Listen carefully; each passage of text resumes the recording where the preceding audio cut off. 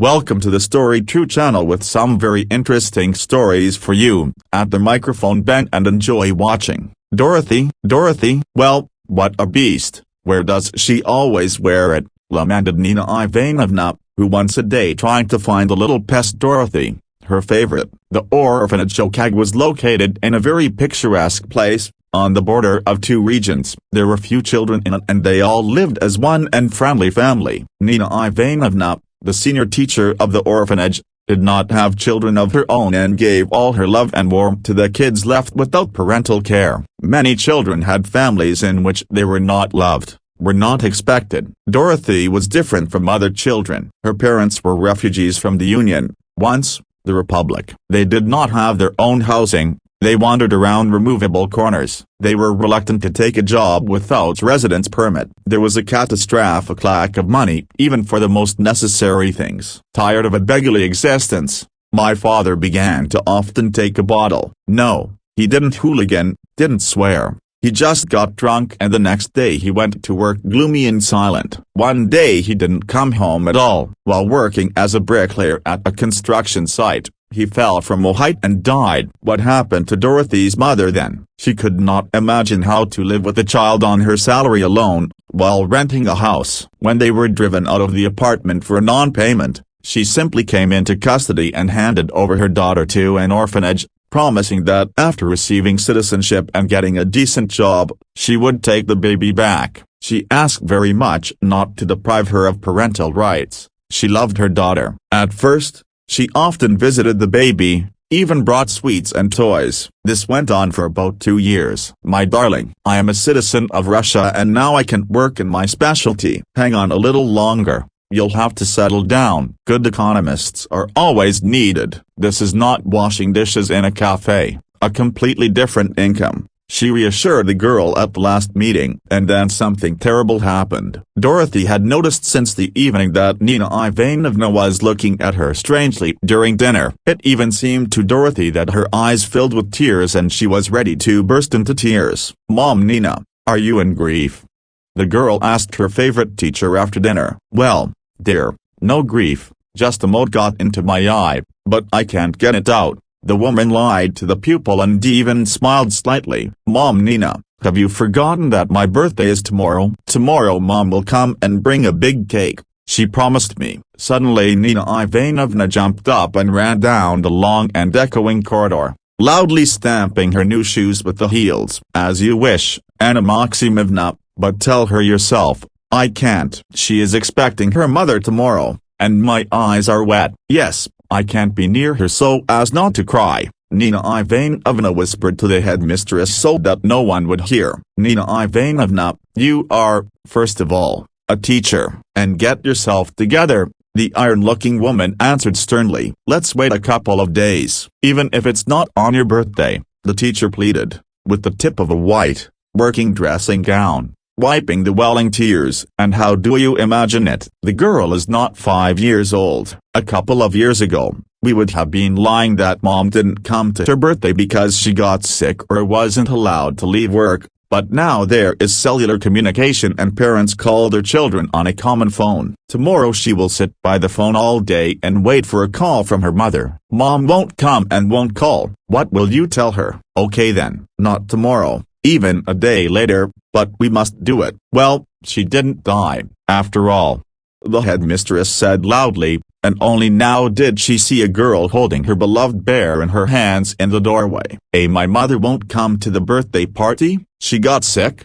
The little girl asked softly, clutching the old plush toy even tighter to her chest. Let's go, my dear, I'll explain everything to you. You are already a big girl and you can understand me, Nina Ivanovna said, taking Dorothy by the hand and trying to leave the office of the shelter director as soon as possible. They walked silently down the endless corridor. It seemed that there would be no end to this narrow tunnel, painted in dark green paint. Having reached the teacher's room, Nina Ivanovna pushed open the old, heavy door and invited the pupil to enter. Let's talk here. No one will interfere with us, the head teacher suggested, and, seating Dorothy on an old leather sofa and, pulling a chair towards it, looked long and intently into the girl's eyes. You know, baby, There are situations in life when a person cannot decide for himself what or who is dearer to him. He thinks that he is doing the right thing, but in fact, this is a big and unforgivable mistake. Don't judge your mom right away. Maybe now it will be hard for you to accept what I will tell you,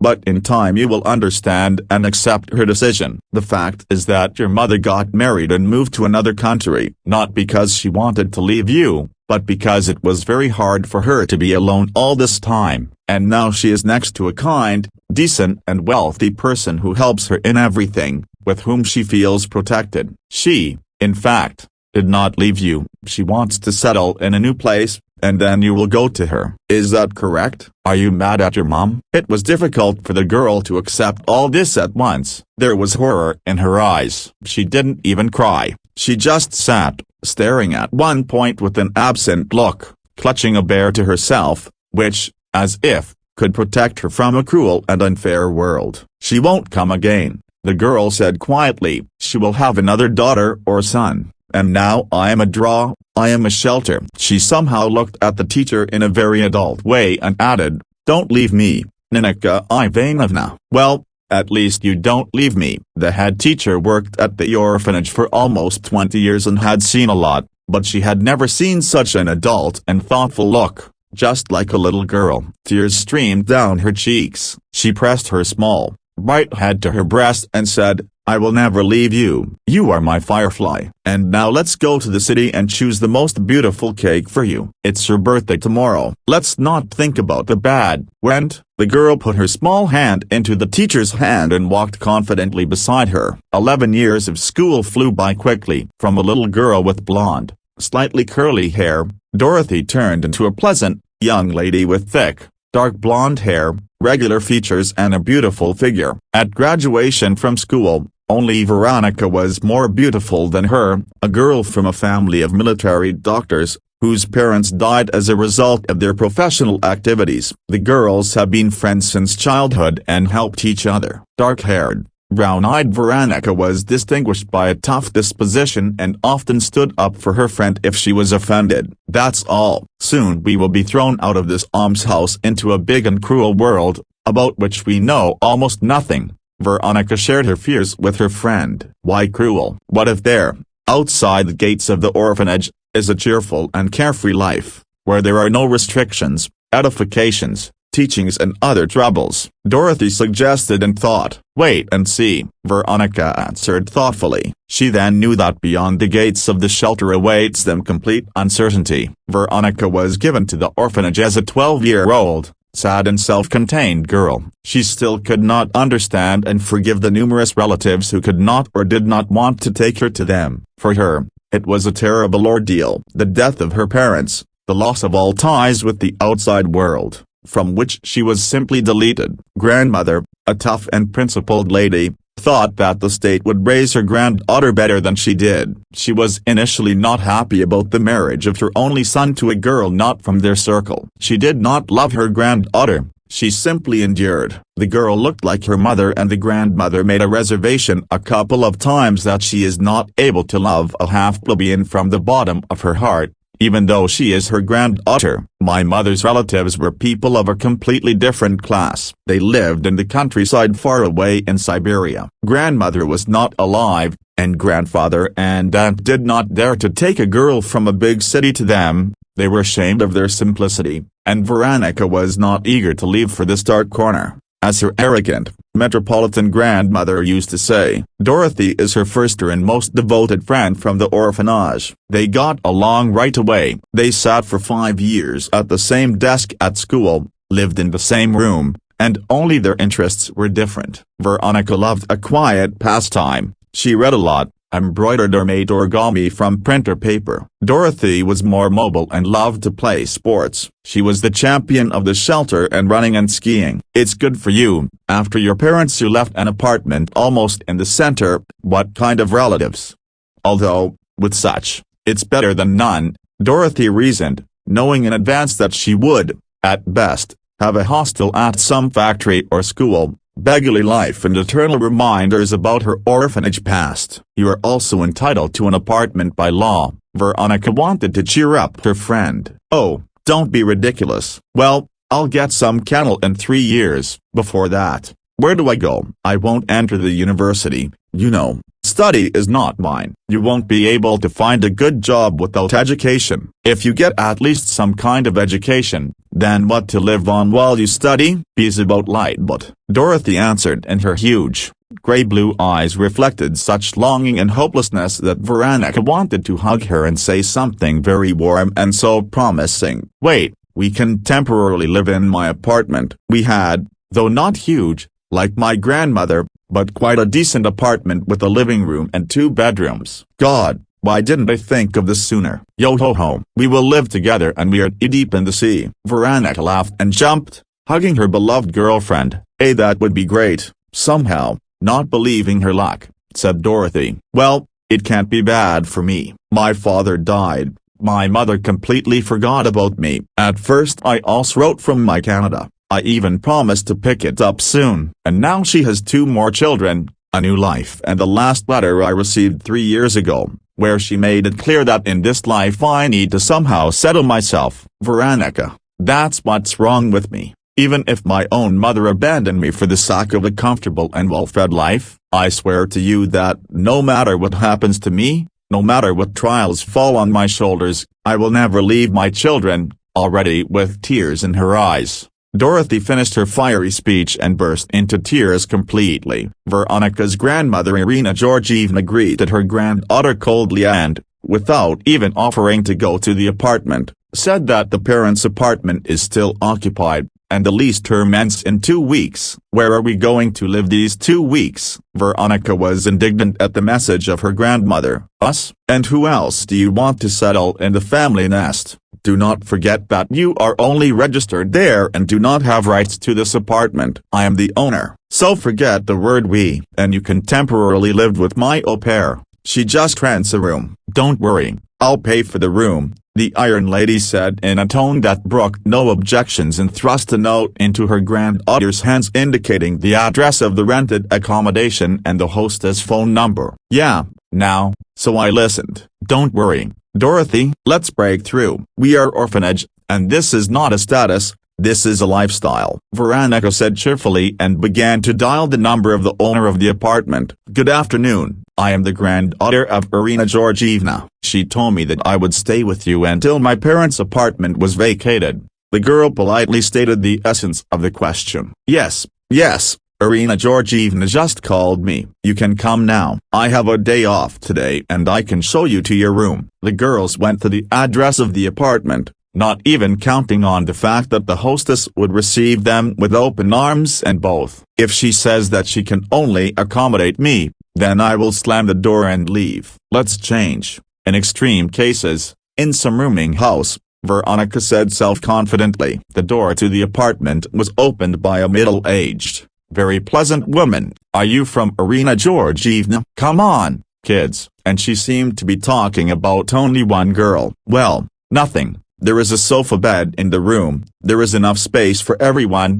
the woman said very affectionately and sincerely and led the girls into the room. The room was small but very comfortable. White wallpaper in a small flower expanded the space and made the room larger. A large, velour sofa was covered with a soft, shaggy plaid and a huge, white bear cub, similar to Umka from the cartoon of the same name, sat on it. A round, ancient table on one powerful leg, which diverged on 4 sides, like a huge paw of a terrible beast, was covered with the plush, purple-fringed tablecloth. In the center of the table was a beautiful vase of wild flowers. You like?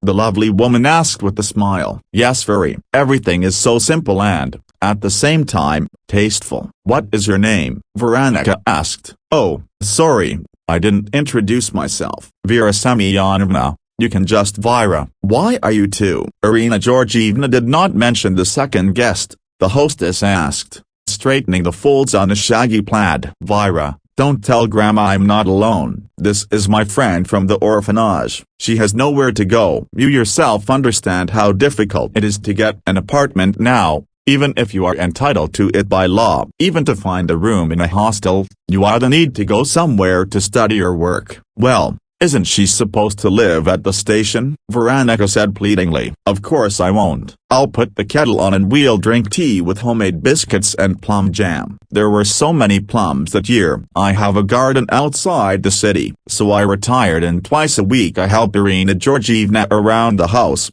and then I leave for the garden, so it will be even calmer for me if you look after the house, Vera Semyonovna said warmly in a motherly way and went into the kitchen to put on the kettle. On the very first day of their stay with the kind woman, Nina Ivanovna called to find out how the girls settled in Veronica's apartment. Upon learning of their misadventures, the teacher immediately promised to use all her connections to help Dorothy find a job and at least some housing. My dears, you understand me correctly. Your grandmother will not let you live together in Veronica's apartment, if this is her property. If she is initially hostile even towards her own granddaughter, then what can we say about a stranger to her? Nina Ivanovna lamented, and she was right in her fears. By the end of the second week of the girls living with a kind hostess, Irina Georgievna called and in an authoritative voice ordered her granddaughter to move into the vacant housing, and then she added that she would not tolerate any orphanage in her apartment. Baby,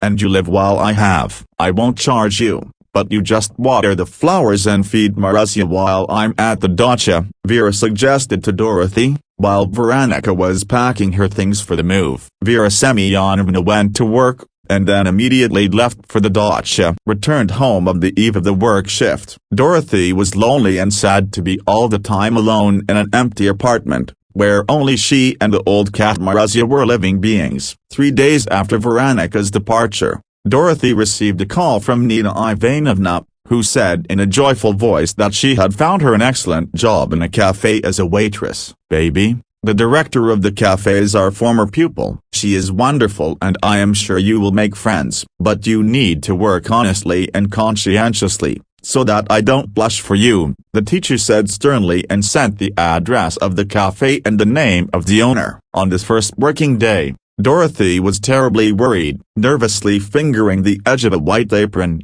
she appeared before the plump and smiling mistress of the establishment. Svetlana, the lady introduced herself loudly and fervently and held out her hand to Dorothy for a greeting. Dorothy, the girl answered shyly and slightly squeezed the headmistress's plump hand. Don't be afraid of anything or anyone. We have a decent audience, there are no fights, and of the incidents, only an accidental spill of coffee on a tablecloth or a client. The second one should be avoided, Svetlana noted with admonition and cheerfully walked to the center of the hall, where the cute bartender Kirill was placing a new batch of beautiful bottles of alcohol behind the bar. Kirill, you are responsible for the new one. Do not scold, do not interfere, but you can help, the woman said with enthusiasm and disappeared behind the door to the office premises. In this first week, Dorothy was terribly tired. By the end of the shift, her legs refused to obey her, and there were more and more clients every day. The cafe was not far from the city beach,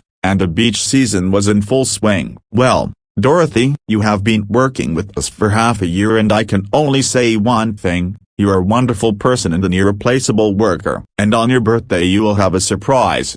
The hostess of the realm of cocktails and excellent coffee finished her congratulations on a solemn note. Svetlana, you intrigue me. What's the surprise? Dorothy asked with excitement, who, for the first time in her life, received so many gifts and sincere congratulations on her birthday. I have no right to divulge a secret. Mama Nina is coming and you will find out everything, Svetlana said cheerfully, constantly looking first at her watch, then out the window. Here I am. The beloved pupil of Dorothy and Svetlana entered the banquet hall. The elderly woman simply shone from within. She had so much warmth and love for her former pupils. My dear girls, it's a bright day today, even though it's raining outside. Dorothy, happy birthday to you. I was in such a hurry to complete all the formalities by this day and I did it. I don't know how to say. Tomorrow you'll go see your new apartment. I wrote to all authorities and Svetlana helped me. Well, you can't do it like that. It's not godly, to leave the orphanage and go nowhere. So, your first home has been reclaimed. And if you want to improve or expand it, this is already your efforts and conscientious work. At the end of her simple but such a warm speech, Mother Nina burst into tears. Ma'am Ning, You are a magician. You are my good fairy godmother. You are a unique person." Dorothy hugged her beloved teacher and cried with her. "Well, that's it. Made a swamp here. You have to have fun, and you seem to have buried someone. Curry up. Let's music." Svetlana ordered the bartender and was the first to start dancing, chasing the laminate with thin heels. The apartment, which Nina Ivanovna bought out for her ward, did not differ in special comfort and convenient location. A sleeping area, a standard Anushka with a balcony and a tiny kitchen. But for Dorothy it was a mansion. Accustomed to living for many years with her roommates in the orphanage and the hostess in Vera Semyonovna's apartment,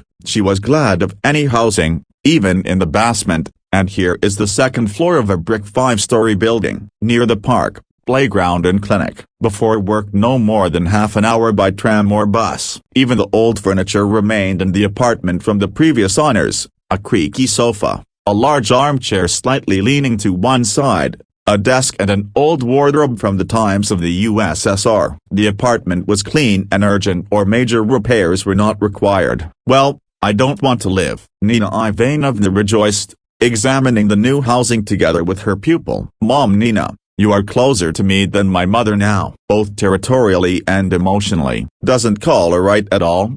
the teacher asked anxiously, and, lowering her head, as if this was hers, some kind of indirect fault, she hugged her ward. "No, it's like I don't exist at all. At first I tried to somehow improve relations, I called, but a man always came up to the phone and spoke in English something like not at home, busy, what to convey. Maybe something happened to my mother, but they don't tell me. Or maybe I just became an unnecessary, uncomfortable memory from a past life." The girl thought thoughtfully. "Do not think about it. Just live and be happy," the kind woman advised and left the apartment. "Young woman, yes, I'm calling you. How is this not your table? And I want to get my coffee from your hands and not from anyone else." A man of about 30 in a poorly ironed, fashionable shirt called cheerfully to the waitress. He came to the cafe often and always sat down at the same table to drink his strong coffee without cream or sugar. This table was served by another waitress, but he always called Dorothy and did it in such a cheerful, flirtatious and intriguing manner that the second waitress, seeing him, said to Dorothy, "Oh, your client has arrived. Tint your lips, straighten your curl and, with a gait from the hip, march with the step." The entire staff of the restaurant and some regular customers were already making fun of their platonic relationship. If Dorothy served someone from the regulars, then they, with some degree of irony, warned, "And here comes your client. Run, darling, otherwise it will again devour you," with a look and shout at the whole home, trying to attract your attention to itself. The young girl was a little stressed by such attention, but Arthur, that was the name of the persistent client, always had a new joke in stock, a small present for his favorite waitress and a generous tip. Over time, this turned into a kind of romantic game in which Dorothy and Arthur were the main characters and their daily sparring became a feature of this institution. Each time receiving a tip equal in value to a good dinner, Dorothy said, "You spoil me," and she walked away with an uncomfortable feeling, as if she was stealing from her regular client. Several times Arthur suggested Dorothy take a walk, go to the cinema or have dinner, but the girl politely refused, citing fatigue or busyness. Other waitresses often made fun of them, and the bartender Carol, who was in love with Dorothy, was terribly jealous and frowned when Arthur once again visited their establishment. "Why don't you pay attention to this young man?" somehow, in a friendly way, the owner of the cafe Svetlana advised. "Have you noticed that he is much older than me? For 10 years,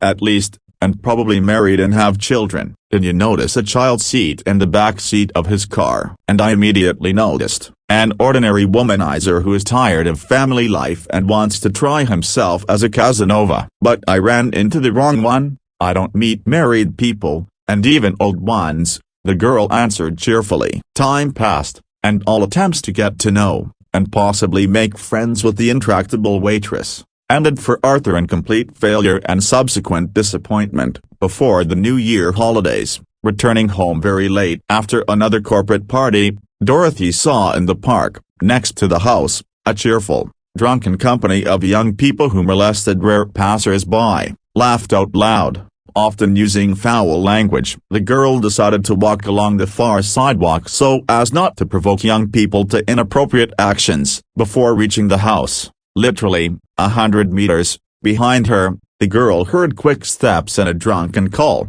"Hey madam, why are you so late and alone?" "But what about us? We also want female attention and a little love and affection. Let's have a drink together. Let's meet. Let's chat." The voice was so unpleasant that Dorothy shuddered and she quickened her pace. It did not help. The whole company just ran after her and overtook her on the playground between the clinic and her house. The dim light bulbs under the roofs of the entrances made it impossible to see the young people and, moreover, to unravel their plans. "Guys, I'm very tired and want to sleep. I had a busy day and I had no time for entertainment," the girl tried to explain herself to the tipsy company, but this only inflamed their ardor. One of the guys lightly hugged Dorothy and tried to pour liquid from an open bottle of alcohol into her mouth. Suddenly, from the darkness of the square, a stranger in a jacket with a hood put on his head flew into a drunken company. Two especially active scoundrels,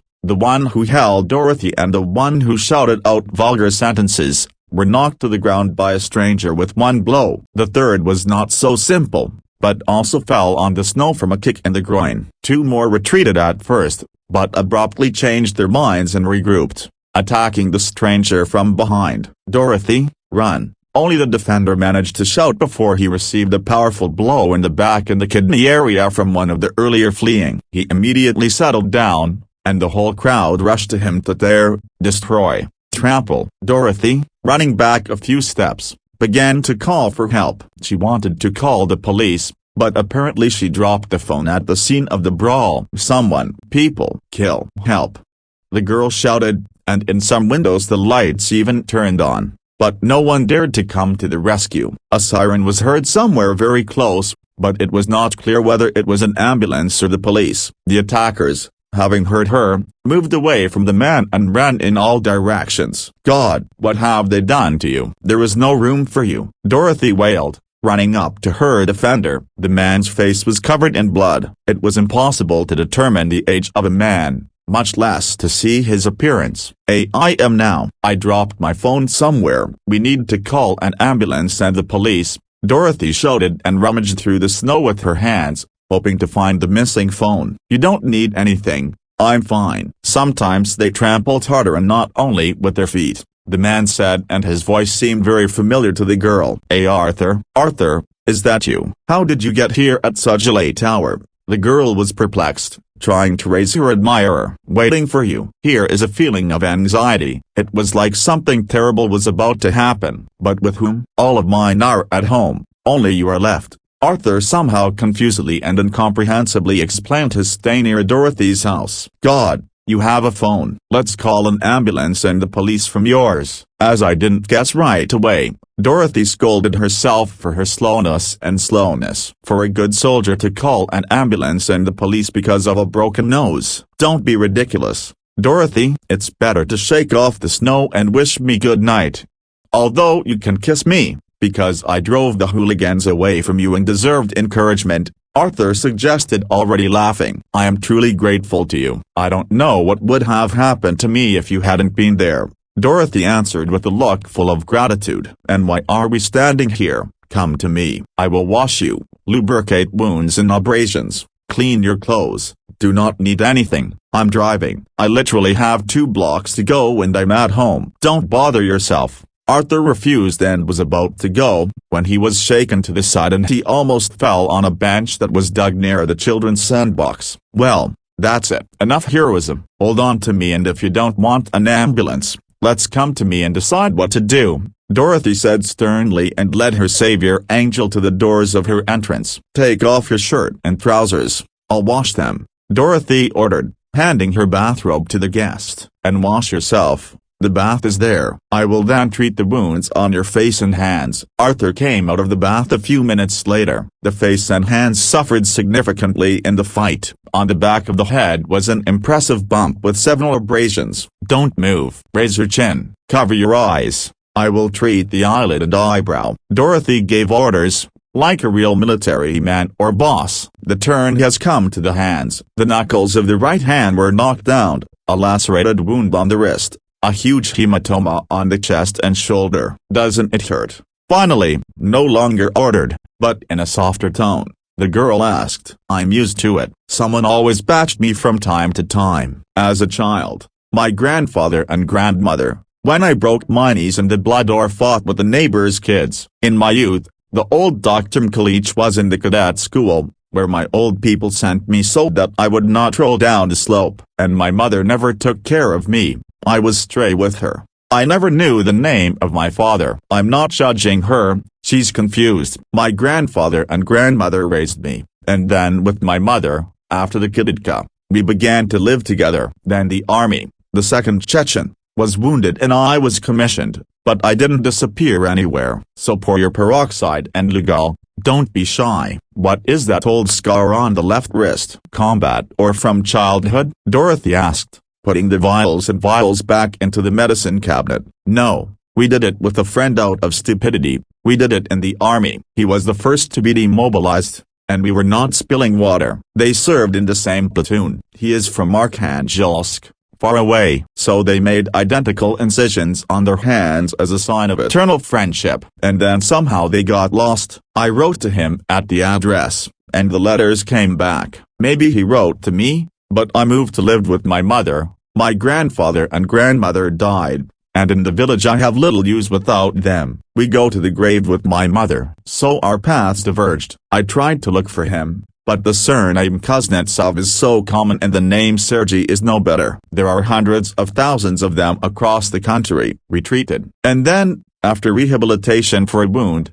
I went to the school of the Ministry of Emergencies to study. I've always missed danger in my life. Seryaga was the same, risky and outrageously bold. Arthur finished his autobiographical story and looked at his watch. It's almost midnight, you probably want to sleep, and here I am with my sores and stories, the man said anxiously. Don't you want to? Are you missed at home? I washed my trousers and shirt, but I have absolutely nothing to change you into. Dorothy got worried, fearing that Arthur's wife would make a scene for him. But it was very strange that no one called him and was not interested in where he was at such a late hour. I understand. Do you think they are already looking for me? Nobody is looking for me. I didn't tell you everything. After the army, my mother and I did not live richly. Mom can't see well and can't work. She was injured at work while I was in the army. Our neighbor Lenka looked after her. When I left for the army, she was just a girl. She promised me to visit her mother and help her. After a fixed-term contract signed,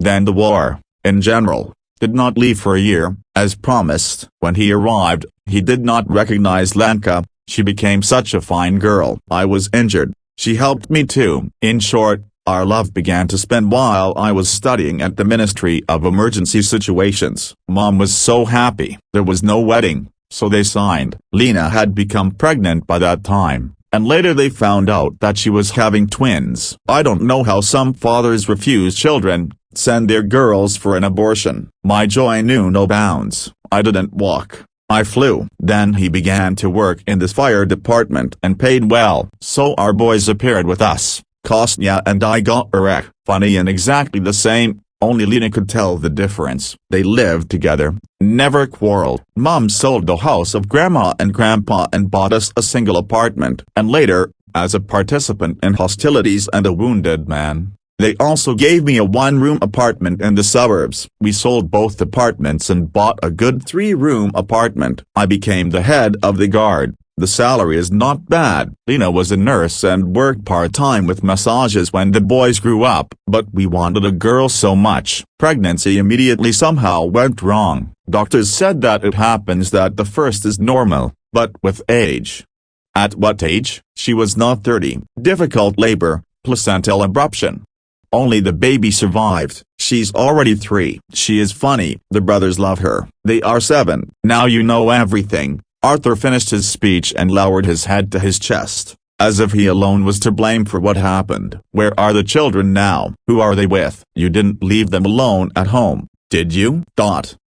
Stop. Do I look like a bad father? Do I look like a slob or a drunkard? I don't even smoke, because you see enough of these fires because of those who drink and smoke, then a lump in your throat is not from burning and smoke, but from what you see. Grandma's children, they are numbers, my mother and Lena's mother, that's why Lena helped my mother. Now the boys' New Year's holidays have begun, and Eviko can't take a step without them. I had to hang all 3 of them on grandmothers, and they are happy. So no one is looking for me today, no one needs me, Arthur concluded, eating the cookies and tea served by Dorothy on both cheeks. Then you will lie on the sofa in the room, and I will lie on the cot in the kitchen. And no objections. You are a guest and the folding bed is fragile, it will not stand you. Early in the morning, when the guest was still sleeping, Dorothy quickly assembled her temporary bed, ironed his things and prepared breakfast. Wow, 7 o'clock, I'm late for work, exclaimed Arthur, and began to hurriedly get ready. Arthur, I won't let you go without breakfast, especially since it's already ready. Dorothy warned the guest and put a full dish of serniki with sour cream on the table. Yes, I wouldn't have left without breakfast, the man said cheerfully and threw a cheesecake into his mouth, generously bathing it in sour cream. Around 8, with a container of serniki, Arthur ran out the door and, jumping over the step, overcame 2 floors in a few seconds. Ochag, where did we spend the night today, since we came to work in an obscenely ironed shirt, and even with dinner? Dispatcher Lubotchka asked sarcastically, having had her eye on the head of the guard for a long time. I don't know where you, Lubotchka, spent the night, but I was with my beloved woman. I have the right, I don't owe anything to anyone, and she cooks, unlike you, much more decently. Do you want a cheesecake? Arthur rudely rebuffed his admirer. Don't want. Lubotchka refused with resentment in her voice and went to her workplace. Dorothy and Arthur's romance began quickly and unexpectedly. Together they celebrated the New Year at the dacha of Arthur's friends, then together they chose New Year's gifts for the children. But Arthur went alone to congratulate the kids. Daddy has arrived, Dad has arrived, the children shouted as Arthur, covered with frost, stumbled into his mother's apartment. Baba Tazia, the mother of his late wife, was also there. Yes, these are gifts for grandmothers. Baba Marazia has a warm bathrobe and soft slippers, and Baba Tazia has a new kettle with the whistle. And now for the kids, who misbehaved, who pulled the cat's tail again and scattered corn sticks on the carpet. Well, admit it, in a boyish way, loudly and fervently asked the father. Little Eve lowered her head and cried, I won't be barefoot. I am chaos. I am a Siguraka. The little girl justified herself under the general laughter. After handing out gifts, which the children immediately took up, Arthur invited his mother and mother-in-law for a private conversation. I have news for you, Baba Tazia. I understand that, at first glance, it will seem heavy and unpleasant to you. I also know that you are a reasonable person and will be able to understand me. Lena has been gone for more than 3 years. I have been faithful to her all these years, and I will keep her memory for the rest of my life. But it's hard for me to raise children, even with your help it's hard. Children should have both parents. Someone should replace their mother. I found a wonderful woman and I am sure that she will cope with this task. If I weren't sure of that, I wouldn't be talking about it with you now. Baba Tazia, you understand and do not judge. Arthur finished the conversation in a trembling voice and went into the room with the children. Grandmothers sat in the kitchen for a long time. We cried, drank tea, talked. Nothing can be done, Masha, this is life. I initially understood that he would someday find another woman and be happy with her and with the children. He deserved it. But why is my heart so heavy? Baba Tazia was crying, for some reason stirring the long cool tea with the spoon. Let it go. Your grandchildren will always be yours, but we live nearby, and rejoice for Ochag. He has been like a restless man for 3 years, either to a clinic with children, then to a kindergarten, then to school. And yet he also works in a responsible position. How does it all work out? Mused Baba Marazia, Arthur's mother. The winter holidays are over and the children have returned home. Wow. Do we have new curtains? And in our room such order. Do we have a fairy? Asked Ivanovna, the most inquisitive of the children. Yes, children. Now a fairy named Dorothy will live with us, the father said fabulously. and a beautiful woman in a smart dress came out of the bedroom. "Are you a fairy? Where is your magic wand?" Igor asked again. Kostya and Eva stood holding hands and watched what was happening. "Children, Dorothy will now live with us. She will try very hard to replace her mother, although her mother, probably, cannot be replaced. She will love you and become your true friend. Don't offend her." The children looked at each other, and little Eve went up to the woman and poked her face into the hem of her elegant sky-colored dress on a sunny day. "Mom," the girl said softly. Dorothy was in tears. She remembered her mother, whom she had not seen for about 15 years. "So, who hasn't brushed their teeth again?" "Kostya, do you know that those who do not brush their teeth are overtaken by a terrible and vicious caries?" "No, it's not an evil wizard, and not a brownie." "Kostya, you know perfectly well who it is and for what reason you and your dad went to the dentist that week." "No, I'll tell Dad. And if you don't listen to me again, you'll sleep with me." Dorothy's mother joked cheerfully and carelessly with her adopted children. Kostya ran around the rooms, and the girl ran after him with a toothbrush in her hand. Then these morning races flowed into general fun and complete disobedience. The children squealed, laughed, rode Dorothy on horseback, pulled her by the skirts of a long dressing gown and just fooled around. Awakened by children's laughter, Dad made a mock-stern look and said in a rough voice, "Who doesn't like brushing their teeth? He will go to live in Cuba." All the children wanted to go to Cuba, and did not want to go to kindergarten and school. Then Dad took Kostya and Igorka to classes, Eva to the garden, Dorothy to a cafe, and he went to put out fires and solve organizational issues. Grandmothers were in the wings.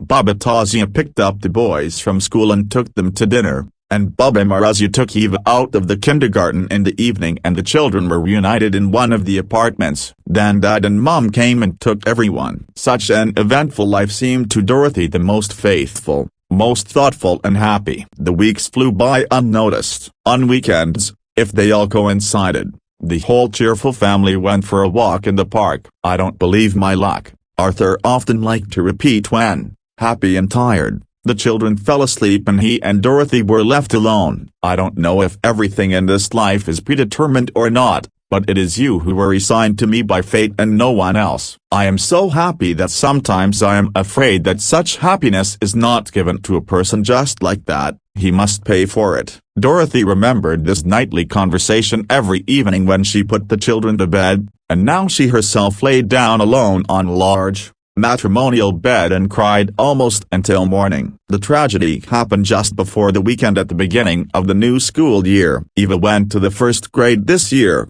and the boys went to the fifth. After studying for the first week, everyone was promised an unforgettable weekend, especially since September was warm and sunny. On Friday, when the children came home from school, they saw that Paul's mother was putting clothes, tennis rackets, fishing rods into a large, father's backpack, and in the refrigerator, in containers of various sizes. Camping food and canned goods were stacked. Paul's mom, "Are we going fishing overnight?" the quick-witted Igor suggested, while Kostya and Eva were fighting over the ball, which Dorothy had not yet had time to put into one of the sports bags. "We're going somewhere. Dad keeps the itinerary a secret, so don't ask me anything. I was told to pack my things, so I'm packing. So go wash your hands, we'll have dinner. Let's go to bed early tonight, because it's neither light nor dawn to get up. You yourself know how fussy and strict our dad is." Dorothy shared her plans, smiling and sincerely rejoicing at the joint weekend. An alarm call to the landline phone sounded closer to 10 in the evening,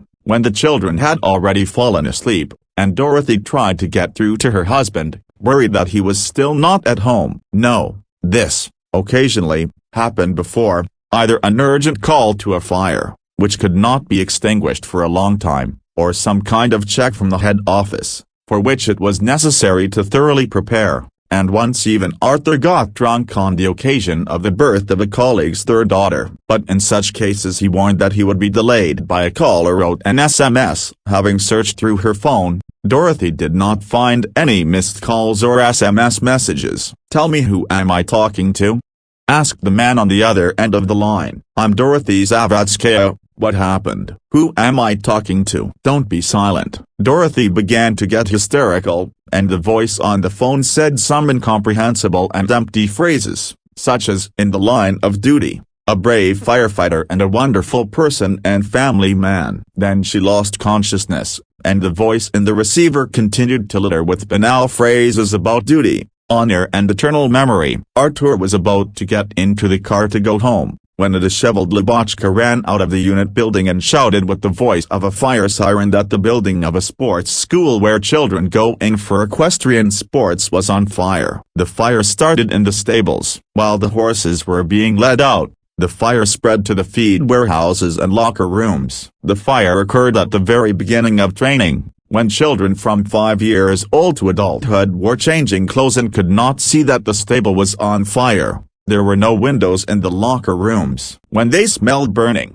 all approaches to the locker rooms were covered with the smoke screen and it was impossible to approach them without equipment. Upon the arrival of the first fire brigades, the building where the children were was almost completely engulfed in flames. The caretaker Potapich ran with buckets, and 2 instructors, wrapped in damp blankets, tried to get through the curtain of smoke and fire in order to evacuate the children, but it was no longer possible to go through the main entrance. "Back, back," I said. "Don't complicate our work," Arthur commanded the instructor and supply manager Potapich. Although the wing with the children's locker rooms was smoking, the fire did not completely cover it.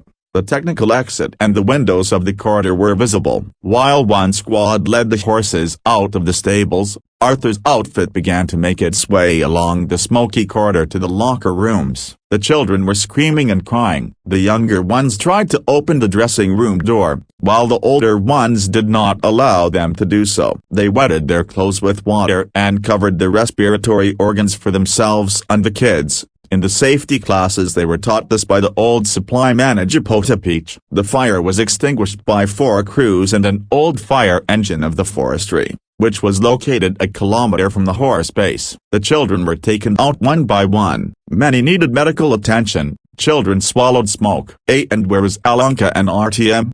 One of the instructors suddenly became alarmed when there were no more children left in the locker rooms and the first ambulances began to drive up. "Who was this? Weren't all the children evacuated?" asked the head of the guard, and he was seized by an animal fear for the children. "This sweet couple is always wandering somewhere. They are still in the younger group. They are 6 years old. Most likely, they climbed into the basement again. There they have something like a cavalry headquarters. Kids, what will you take from them?" Through the noise of water in the sleeves, the instructor shouted, "Where is the entrance to the basement? Show me," so as not to waste time explaining. Arthur ordered the instructor. Let's go. It's on the left wing." "These are not rumors, we are always looking for them." The instructor shared his fears and experiences. The left wing was almost extinguished, and only in some places small flashes could be seen, but the roof over it hung in one large dome, ready to collapse at any moment. Vlad, Maxim, come here. There may be children here." "Lord,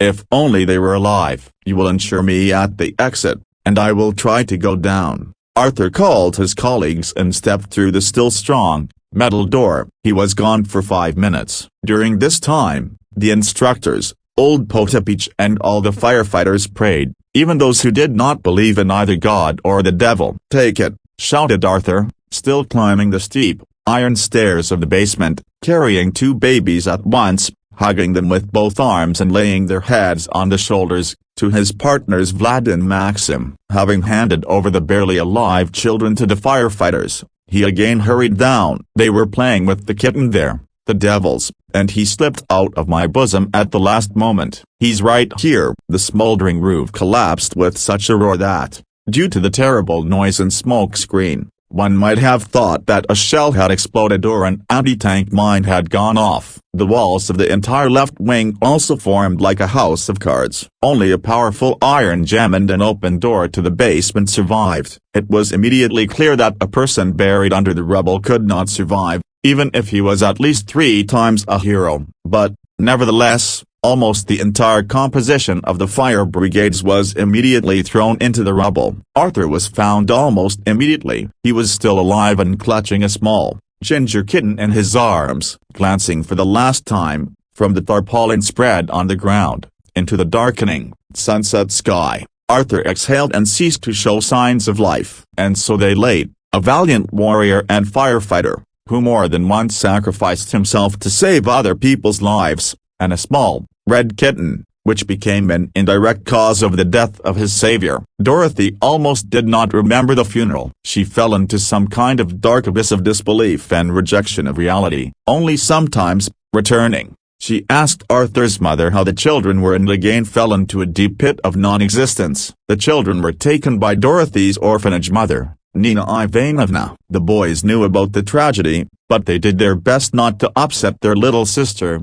who, playing with dolls, kept asking Kostya and Igorka where Mom and Dad were. Why did they give them to someone else's aunt? Why didn't they go fishing this weekend? For the first 6 months after the tragic events, Dorothy was afraid of only one thing, that her children could be taken away from her. She clung to them like a kind of straw that still keeps her afloat and connects her to that happiest life of hers. Arthur's mother was completely blind from shock and was completely dependent on Baba Tazia, a former matchmaker and good old neighbor. Dorothy and the children spent the whole weekend with them. It was impossible to stay at home, where you could not hear the rough and cheerful voice of your husband, where his toothbrush was no longer in the glass, and shaving accessories were not scattered on the shelf in the bathroom. It was impossible. By the end of February, Baba Masha was also gone. She left quietly at night. In the evening she asked Baba Tazia to come to her in the morning to measure her blood pressure. Baba Tazia never got through, and did not get through. Unlocking the door with her key, she went straight into the bedroom. The face of the neighbor was calm and peaceful. It was clear from everything that she left in a dream and saw her son before leaving. What an easy death. I would like that, Baba Tazia said thoughtfully, rubbing the spoons after the commemoration. But I can't. I have children. I promised Arthur that I would never betray them if something happened to him. Strange. Why did he then start this strange conversation? So he said, do not betray our children, if, suddenly, for some reason, I cannot be with you. I laughed then and punched him in the nose. And a week later he was gone. Dorothy began to cry, and little Eva, going up to her, suddenly pressed her face against her stomach and, clasping her hips, said, you are not a traitor. You are our mother. Today Dorothy has a difficult conversation with Svetlana, the owner of the cafe. Making ends meet is getting harder. There is not enough time to work in a cafe in full force. 3 students, Kostya's sports section, Igor's music school, Evika, who is always ill with a cold, head spin, constantly asking for leave from work is already a shame, although Svetlana always enters into her position. No. You need to find a job closer to home and school or find a nanny who would pick up children from school and teach them lessons. You can't get a nanny on a waitress's salary. The entire pension assigned to children after the loss of their father goes to extracurricular activities for children in a communal apartment. You need to either save on food or change jobs. I wanted to put Evika into swimming. They say it helps a lot with frequent colds and develops lungs. We need to change something. You cannot rely on the location of people and always ask for help. Baba Tazia has lost a lot and cannot take care of her grandchildren. She herself needs help, Dorothy thought on her way to school. The children were talking animatedly about something, joking with each other, and Dorothy was lost in her thoughts. Svetlana, I'm sorry. You have done so much for me. I will be your eternal debtor, but I can't do this anymore. I feel uncomfortable every time I take time off from work to pick up my kids from school, or when I take sick leave for yet another evokasor. Yes, finances are tight. I want to find another job to be with the children more, and in a specialty that is more financially profitable. I still graduated from the College of Finance and Economics. If the salary allows, I can hire a nanny for at least a few hours a day. You are very good and I will miss you, but you understand me too. I can't leave my children, I promised Arthur, and I can't live without them myself. Well, what are you? What grievances? I understand. I can't pay you more. How can I explain this to others? But I can enter into your position. And in general, it's great that Arthur forced you to study then. Let it be in the evening, even after work. But after all, I graduated and defended my diploma perfectly. To be honest, I wasn't sure you could, and you passed everything without triples. Good girl. That's what. While you are looking for another job, work until lunch and take all the tips for yourself. Just like a full salary will come out. And if you find something suitable, I'll let you go without working off. I myself can still run around the hall," Svetlana said with a smile, and Dorothy's soul became a little brighter. The job search has come to a standstill. Nobody wanted to hire a woman without a higher education, without work experience and with 3 children. Dorothy called and went around so many firms and organizations that she was completely confused. Every day brought new disappointments and failures. Almost a month later, in television advertisements for vacancies, Dorothy saw an interesting phone number, which consisted of only 5s. "Wow, what a lucky number. Maybe I'll get lucky here," thought the woman and dialed the number. A pleasant male voice answered almost immediately. "Yes, I need a part-time accountant. We already have an accountant, an old, experienced one, but it is difficult for him to run around tax and banks. So we take a person familiar with finances to help her. Our company has been on the market for 10 years. We are a small but stable company. If you have a bright head and strong legs, we will be happy to accept you into our team." The man blurted out in one breath and set the date and time for the interview. Dorothy was restless. She assumed that, having learned about the children, they would not take her again and this would be another disappointment. "Come in. They are waiting for you," said an elderly woman with a smile, apparently acting as a secretary. In a large and bright office, located on the 2nd floor of a tall building made of glass and concrete, under the sign Personnel Department sat a young man who, judging by his voice,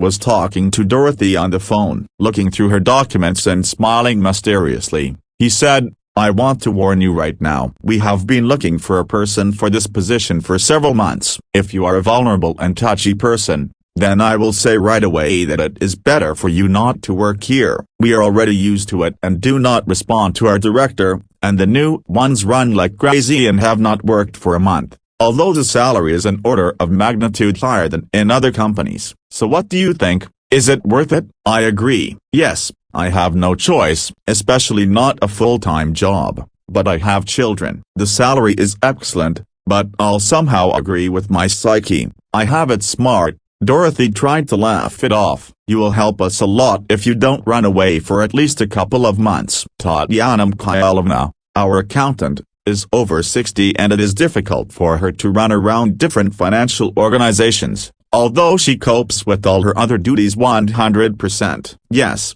And I got used to the director. Did you see our secretary in the hall? Also under 60. From the beginning of the formation of the company here, nerves are towing ropes. I live on sedatives, but I have nowhere to go. I have 5 girls, a wife and 4 daughters, and they don't offend us with the salary. Do you know how much just 5 women need?" Andrei Konstantinovich, head of the personnel department, shared his aspirations. "I have 3 children and I am a widow. We will stick together. The director will not swallow us 2 at once."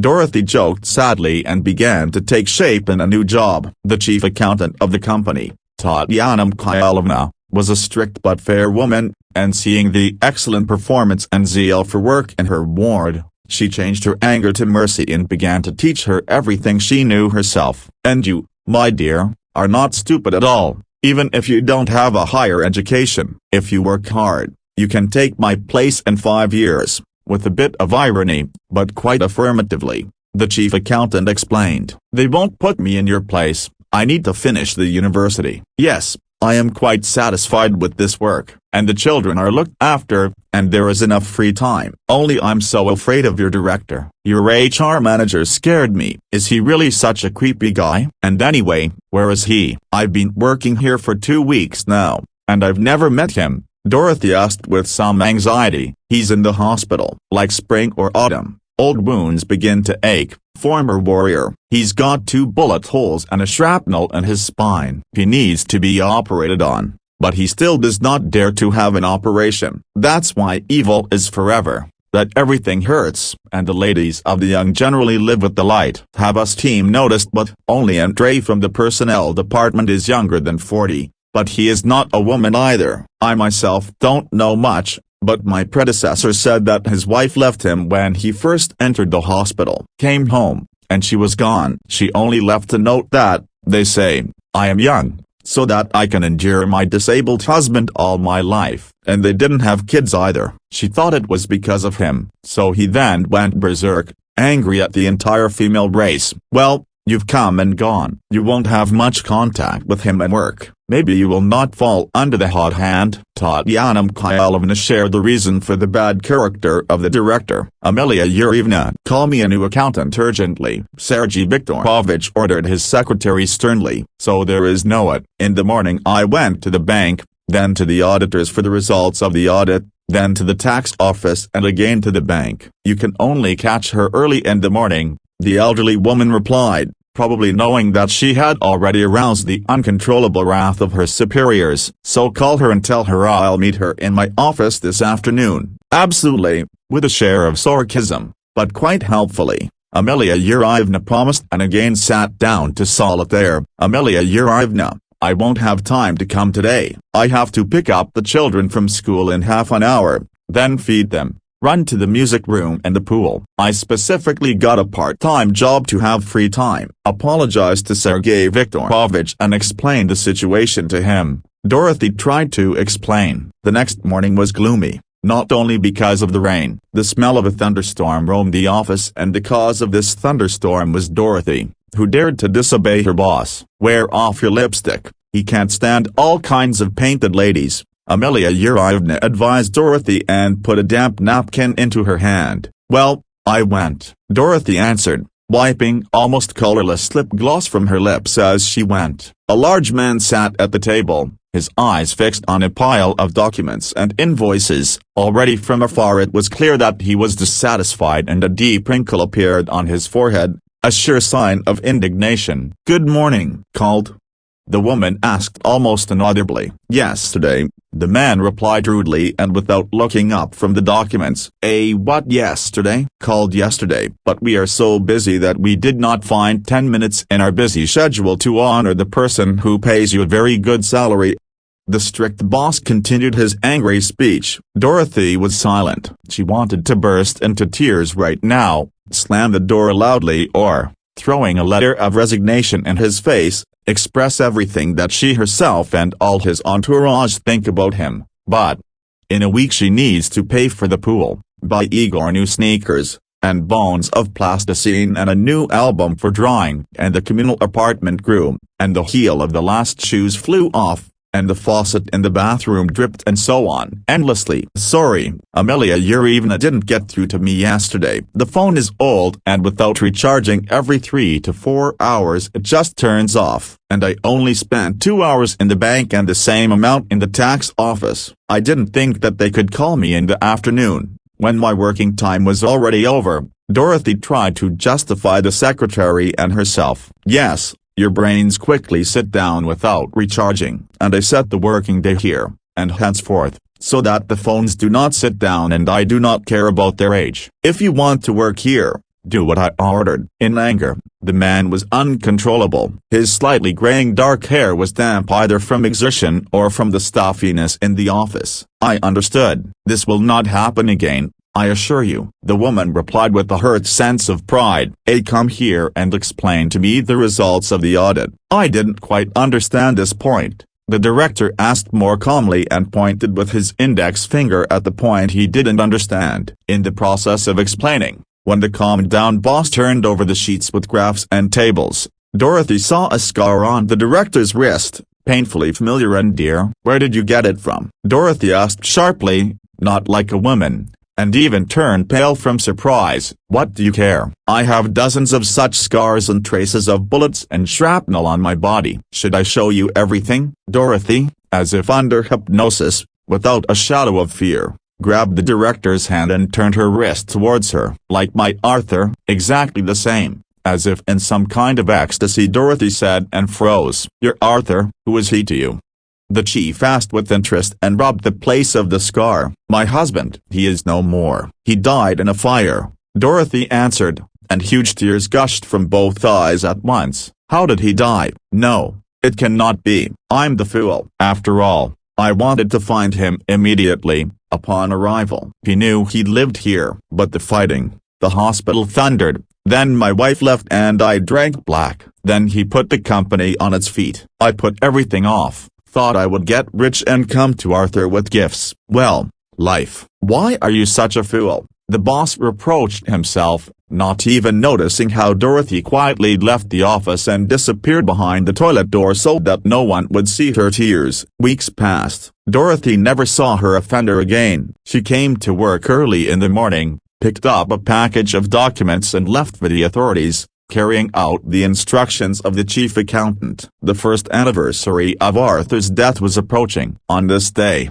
Dorothy took a day off and in the morning, having bought flowers, went to the cemetery. Even from afar I noticed a tall, strong, male figure in a dark cloak, standing in a fence. Slowed down, not out of fear, out of surprise. It was Sergei Viktorovich, her evil boss and her husband's colleagues. Good morning. Early you. I specifically wanted to be with him alone until his colleagues from the Ministry of Emergency Situations came. The woman said a little rudely and put flowers on the grave, next to a bouquet of bright red roses. I was guided by exactly the same desire. Well, sorry, I will not bother you. With these words, Sergei said goodbye to Dorothy and quickly walked along the long, cemetery alley towards the exit. Dorothy placed both bouquets in vases, filling them with water from a bottle hidden behind the cross. I adjusted the garland of flowers on the fence and the wreath of artificial greenery on the cross. She did not take the children to the cemetery,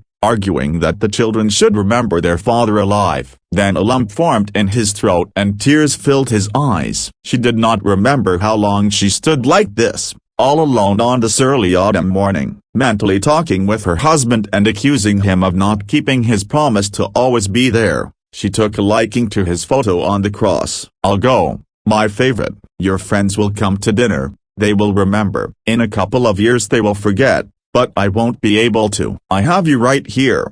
And she raked the blouse around her chest with her fingers. Then she walked slowly along the leaf-strewn avenue. Opening the creaky gate, she threw the old, withered flowers she had collected into the trash can and headed for the bus stop. Dorothy, she heard her boss's voice behind her. Let me drive you. I also decided to skip work today. The woman got into an expensive SUV. She was almost exhausted, and a dreary look could melt the coldest heart. These are not your children, are they? Rather, these are Arthur's children. Don't answer.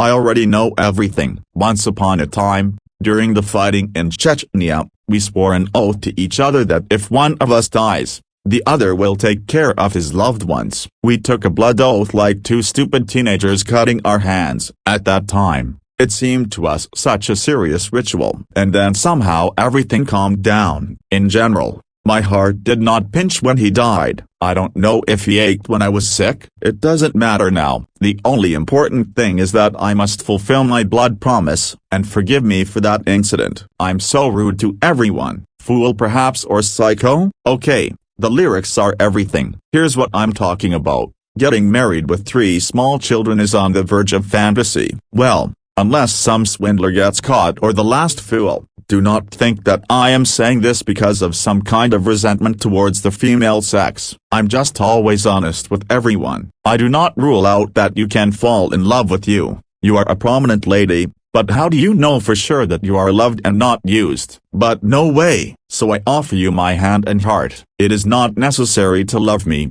but the fact that you will all be under my protection and I can guarantee full prosperity. Think. You are with the children all day. I provide for you. Everyone is happy. We arrived. Come in. Soon colleagues will come to remember. I will introduce you. No, I talked to Arthur there, at the cemetery, and therefore I remembered. And you have a month to think. Sergei left. Dorothy did not quite understand his impulse. How can you offer such a thing just for the sake of a friend's memory? But what about love, devotion, tenderness of relationships? Live to provide for yourself and your children. Sounds like something vulgar, like sell yourself more expensive. On the other hand, she promised her husband to take care of his children, but so far she can't make ends meet. Dorothy's life gradually improved. The children obeyed her and were not capricious. as is often the case at their age. They understood that in addition to Mom Dorothy, only Grandma Tazia was needed, but she completely passed. The death of her son-in-law knocked her down completely. The evil boss no longer disturbed Dorothy, and this was enough for her to feel quite comfortable at work. A month after the anniversary of Arthur's death,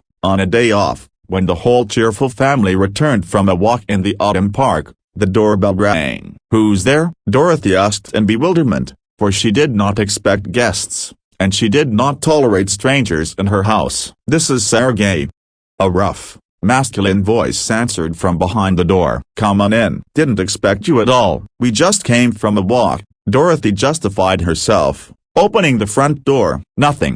It's you. Sorry that without warning.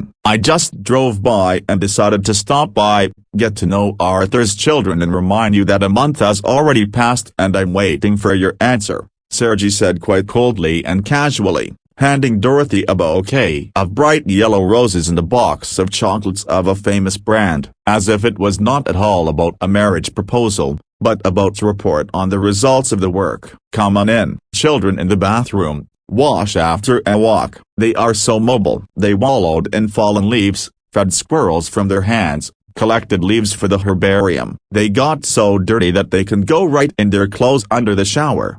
Dorothy shared her little worries, inviting the guest to go into the living room and running around the house in search of a decent vase. Sergei sat on the sofa and looked around. "How do you live in such tight quarters? 3 children and nowhere to run away?" the guest asked, changing his gaze down the hall and 2 more tiny rooms leaving the hall, the doors to which were open. "We have enough. Avika and I sleep over there in that cozy room with the balcony. The boys in the room are bigger, and in the hall they play and watch cartoons. The kitchen, of course, is too small for 4 people, but, as they say, in cramped quarters," but not offended, Dorothy seemed to justify herself. At this time, the children ran out of the bath, laughing and screaming, and seemed to be dumbfounded when they saw a stranger in their house. "Hello." The brisk but polite Igor was the first to greet him and extended a child's hand to the stranger. "Hello, fighter. And you, baby?" "Hello," Sergei said more softly and kindly, holding out his hand to Kostya, and then to Eva. "My name is Uncle Seryoza. I am my father's friend and colleague in the army. I would really like to make friends with you, so tomorrow, that is, on Sunday, I invite you all to the country. I have a big house there and a great garden where you can develop and play as much as you want. I hope Mom Dorothy will not mind. If everything is in favor, then tomorrow at 9 in the morning I will pick you up," Sergei said very casually and even fervently, getting up from the sofa and heading for the exit. "Hooray! How amazing!"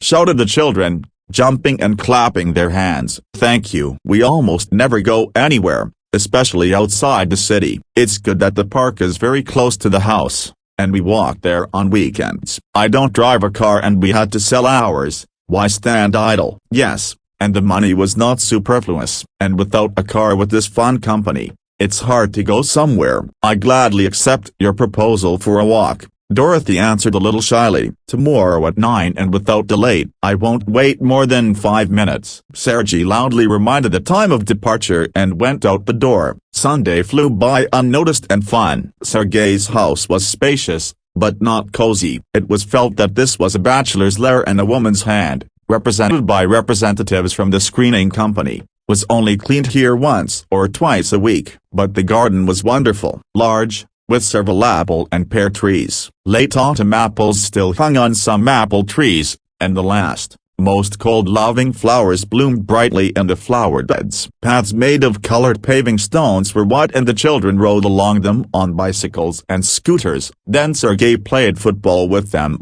making gates from improvised materials and inviting children from neighboring houses to increase the fun. "Uncle Seryoza, can we sometimes come to you? You have so much fun and a lot of space for games," Ivika asked at dinner. "Eva, this is indecent," Dorothy cut her off sternly. "Well Mom, I got a wreck," and Kostya echoed, measuring the owner of the dwelling with a sad and pitiful look. "No, absolutely not. No weekends in my house. I insist on a complete and unconditional move to me for good." Slightly frightening the children with the ultimatum form of the proposal, Sergei said and smiled at Dorothy. "And how is it for good?" "Straight for good. For good? Can Paul's mother also move with us? We don't agree without her, Ivanovna said, a little shy. Mom, Paul, and let's move, shouted Igor and Kostya, sipping tea and cake from large glasses depicting scenes from Harry Potter. Well, what do you say, Mother Dorothy? Children are in favor. I am in favor with both hands. I'm bored and scared alone here. Sergei played along with the children, hoping that such an approach to an important issue would leave Dorothy no choice. Well, I do not know. It's so fast. I'm not ready to answer, Dorothy answered, trying to slow down her decision-making. I reason like this: 4 votes for against 1 doubter. Moving next weekend, and I'll just prepare your rooms. Sergei offered his plan, winking fervently at the kids. Hooray! We'll start packing today. The children shouted excitedly. Stop! But what about school, swimming pool, training? Dorothy tried to insert at least a word, but the general noise and fuss drowned out her words and they hung in the air unheard. Having sorted things out after a Sunday visit to the country and putting the children to bed, Dorothy decided to call Sergei and express her indignation at the move. No one answered the phone for a long time, and Dorothy's determination in this matter even lost its strength a little. Around 10 in the evening, Sergei called back himself. Dorothy, I'm sorry I didn't answer the phone. On Sundays I have a therapeutic massage. My back, the reptile, does not give rest. But today, after outdoor games in the fresh air, it has become much better. Sergei justified himself for the unanswered call. Sorry, I didn't know. I'm talking about moving. Sergei, this is unrealistic now. We have a school and training, a lot of things that keep us in the city. I can't turn everything upside down at the beginning of the school year. These are children. They already have a difficult fate and you need to be somehow more delicate, more careful with them. Dorothy tried to explain the situation, to which she received a short and uncompromising answer. Everything will remain as it is, and the school and other components at the disposal of you and the children will be a car with a driver, and I consider the issue closed. On Friday evening, a car will come and take the necessary things, clothes, school supplies, toys. You don't need to bring any equipment or furniture. I'll take care of everything. By the way, you have been working for the last week. All the care for the children and the house will fall on your shoulders. And think again about my proposal to start a family. I hope that the move and closer acquaintance will push you to make the right decision. Now excuse me, it's late and I have to rest. Tomorrow is a busy day with lots of unfinished business. I'm used to living according to a schedule. Sergei interrupted Dorothy's objections a little sharply and, having wished good night, switched off. Who did he think he was? What right does he have to control other people's lives? Dork, so trap. Quietly, almost to herself, Dorothy scolded the unbending disposition of the strict boss. No matter how outraged Dorothy was at such a quick move, but looking at how happy the children were with the collection and the prospect of living outside the city in a huge house with a garden, she calmed down a little and packed things in large boxes all week. At 7 o'clock on Friday evening, a cargo gazelle drove up to the house and 2 efficient mail loaders loaded the boxes with things into the van of the car in half an hour. Sergei called back at lunchtime and warned that he was picking up his family around 8 in the evening. Uncle Serio's, and now who will be your mother, Paul? And who are we to you? Can you get a dog and a cat? And then Dorothy's mother didn't allow it. She said that there was not enough space and there was no time for them. The children littered with questions while Sergei was taking them to a new place of residence. That depends on Polly's mom. She doesn't want to marry me. Can you tell her? I don't have a wife and children,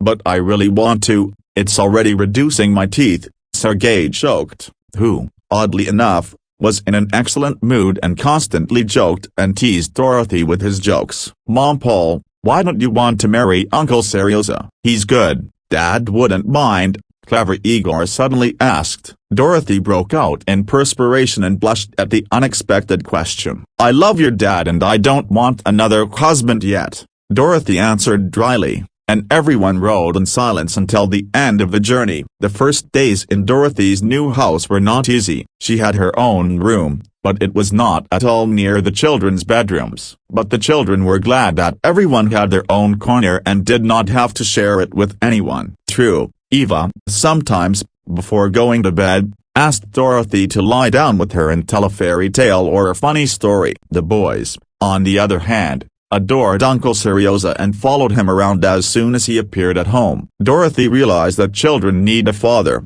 and especially boys. Sergei really became for them an example to follow and an indisputable authority. In the evenings he checked the lessons, like a kind but demanding father, and in the morning he demanded composure from the children, which he himself possessed. Dorothy left her job and devoted herself entirely to her children. To be completely honest, she liked living with Sergei, feeling like the mistress of this large, not entirely comfortable house. Cooking, picking up and seeing off children in the morning and meeting after school. Everywhere to be in time, go to parent meetings and trainings, participate in the lives of children every hour, and not in fits and starts. One evening, when the first snow fell and the garden through the windows seemed like some kind of fabulous decoration, Dorothy asked Sergei to allow her to change the interior of the house, to make their home more comfortable. "This is your house too, so do what you want, just don't touch my bedroom and study. There should be only my order,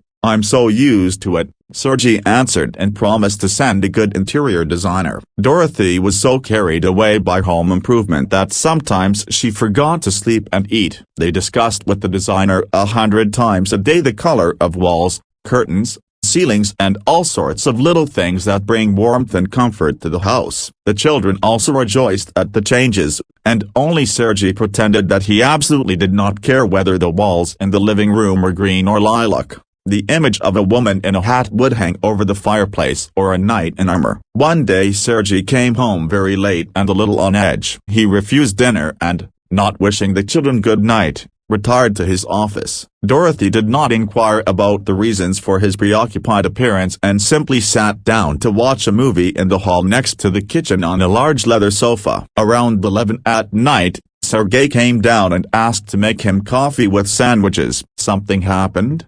asked Dorothy, slicing ham and cheese. "No. Everything is the same as before. I'm just tired of waiting for your answer and I'm tired of living in the same house with a woman who imagines herself to be some kind of sufferer, who honors the memory of her dead husband and does not try to somehow build a relationship with another man who did everything for her and the children that only they want. Yes, I know I'm not perfect, but at least I'm trying to change myself. Do you think it's easy for me? I sincerely want to be your support and not only for the sake of the memory of a friend. I want to be desired, after all, so that not only children would meet me with sincere joy, but also a woman who would share with me my worries, victories and defeats. And finally a bed. I want to be looked at not as a person who provides a comfortable and secure life." I waited. I didn't hurry. I was extremely polite and courteous. I have not offended her dignity with a single word or hint. I love children with all my heart, so why haven't I earned your favor yet? What is wrong with me? Sergei almost growled,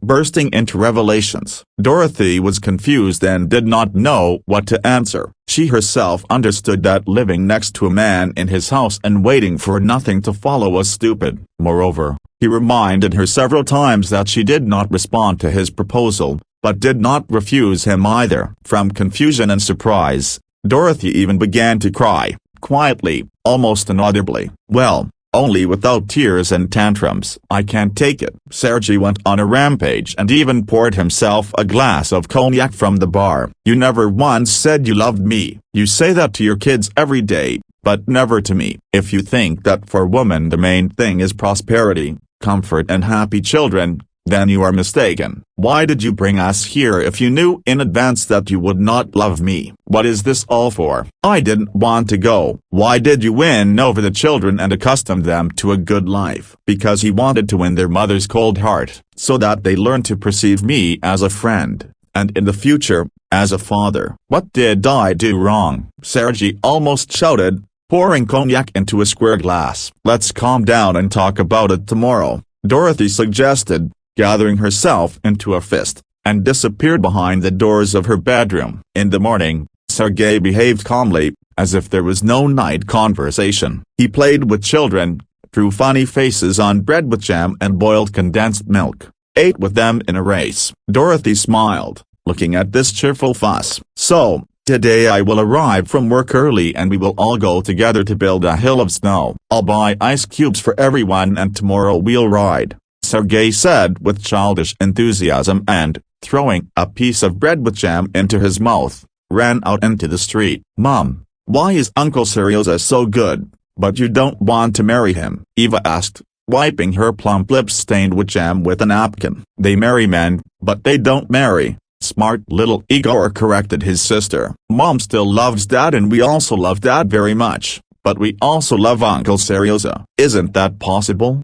The romantic and quiet Kostya clarified. "It is possible, probably. I love Uncle Seryoza as a friend who takes care of us," Dorothy answered thoughtfully and began to collect the children for school. In the evening, they all built a hill together and filled it with water from a hose. The night was frosty and in the morning the hill froze thoroughly. In the evening of the next day, the whole cheerful family rode on the built attraction and sat down to dinner at the beginning of the 9th. The children fell asleep right at the table and Sergei carefully, like a priceless load, carried them to the bedrooms. Then he helped Dorothy clean the dishes and sat down to watch some stupid series. "I need to tell you something," Sergei said almost in a whisper and pulled out a small, velvet box from his trousers pocket. "Be my wife. I promise to love and respect you. I promise to take care of you and the children." Dorothy seemed to have fallen into a stupor and was simply silent, looking at the engagement ring inside the box. "Promise you'll never leave me. Promise." "Swear." "Everyone I loved left me, father,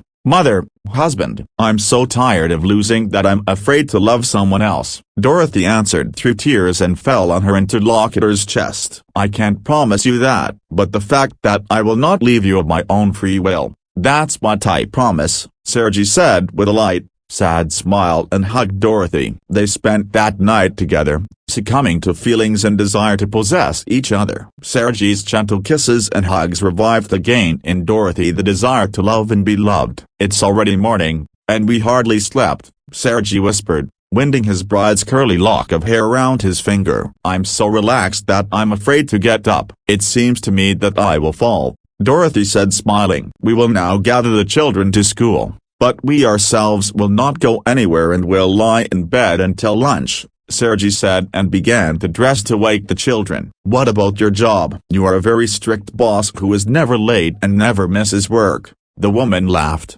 gathering her clothes on the floor. "Do you know why I was so strict? This is because I did not have a beloved woman, and now I will begin to change. I will be soft and you will all weave ropes out of me." The still strict boss laughed, slowly but surely, reincarnating as a kind family man. The wedding was played in March in a small, cozy restaurant outside the city with a small number of guests. "How tired I am," Dorothy told her husband when she and her children returned from the celebration to their cozy home. "I'll put the children to bed myself, and you take a bath and lie down," the newly made husband suggested and went upstairs to fight the restless boys and capricious Eva. Everything calmed down barely. They didn't want to go to bed. He promised to take them to the water park tomorrow, only after that they scattered to their beds. "So, take out your bathing suit, wife," Sergei said cheerfully and hugged his wife. "This is without me. In my position, this is not the best pastime." "You yourself somehow,"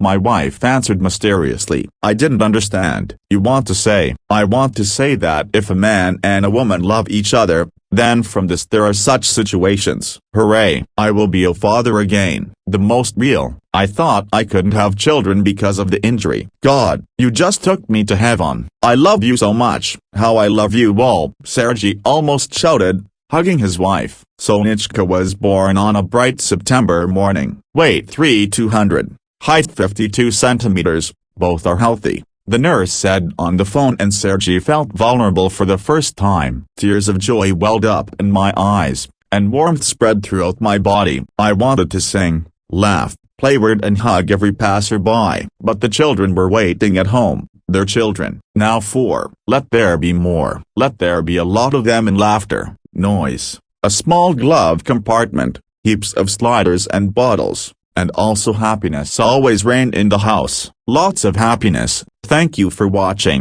If you liked my video, click like and subscribe to the channel. See you in new stories. Bye.